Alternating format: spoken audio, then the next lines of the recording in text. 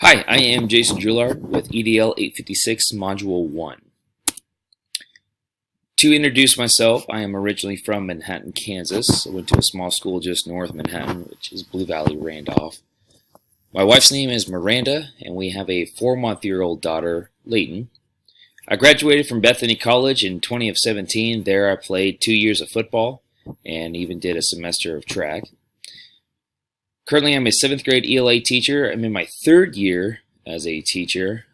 2 years at Great Bend Middle School, which is where I started, and then this is my 1st year at Smoky Valley Middle School.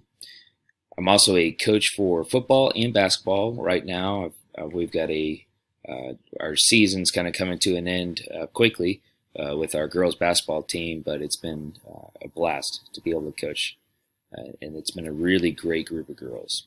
I've enjoyed coaching thoroughly. Forms of communication. So just the kind of things that I like to use. The number one is class instructions. Not only just being able to verbally speak the instructions, but walk through the steps with the students in class is usually the most beneficial for not only me, but for the students. I do have a Google Sites, which I call my class website. This is free, and the district does encourage us to use this. Here I post my daily lesson plans, due dates, assignments, or any big notifications that parents or students need to know. I put them there. And I do encourage parents and students to look at this daily, and I do my best to make sure that parents especially know how to get there, because they tend to like to be able to see not only what's coming up, but what's due and what's going on in the classroom. I also use Google Classroom, which is free as well. Here I like to post assignments and even instructions. Again, it's just kind of reinforcing that communication with students, letting them know what's either upcoming, or especially for me, it has those due dates on there, so it makes it easy for me to see whether a student turned in on time or not. I also like to use Remind. This is free. I use it especially for coaching. It makes that nice because I can send out mass messages directly to either a student's phone or a coach's phone, or excuse me, a parent's phone. So because emails, sometimes not everybody's able to check their email, but generally they're more likely to check their phone when they see a message. It also keeps that professional level, and we're not worried about me directly texting one student. But it does have the option for me to either send a message to an individual, but again, it just has that professional because they aren't able to message me back, and it just, to me, I like the professional level of Remind without having to exchange numbers. They don't have to hear from me late at night, and I don't get phone calls late at night as well. Also, email. Which was provided by the district. I like to communicate with parents, whether it's good or bad, and I do like to keep the good emails, the positive ones. I like to send more of those. Phone calls as well. We do have some procedures in place for the phone calls, and the school does provide the phone in our room. Canvas is another tool that the district pays for.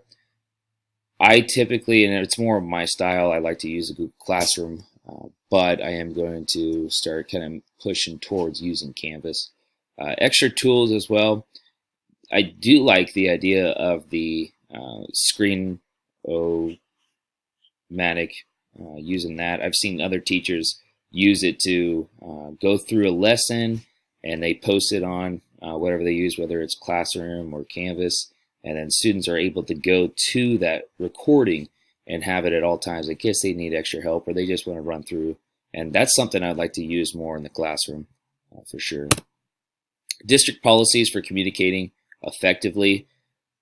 The one that comes to mind for me is if you assign a detention as a teacher, you have the responsibility to have that student actually make a phone call home before the class period is over. And it's even, I guess, once the bell rings, they want you to pull the student back, have them call home to inform the parent, hey, I'm going to be staying after for a detention, and this is why I received the detention. But that is an expectation for teachers, and Definitely follow that one. Also, written comments on PowerSchool for a D or an F. So if a student has a D or an F, they do want just some type of comments or explanation. It is very brief too about why that student is receiving the grade, and it could be something simple as X amount of assignments are not handed in, or failing on tests. So just some type of comment to kind of allow the parent and student understand why they're receiving that grade.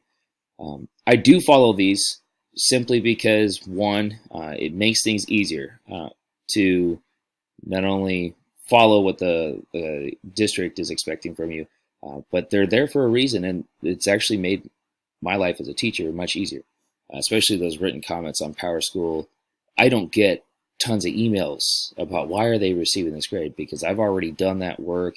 It's very quick, very easy, and most of the time that's really easy for the parent and the student to address that grade without even coming to me, because they've already seen it, they can take care of it, and then they can effectively make adjustments on that grade. So I do like to follow those, and those are the big ones for sure in terms of communicating. Otherwise, the district's pretty cut clear about communicating. Just make sure that the parent emails you or tries to contact you, that you respond in a timely manner.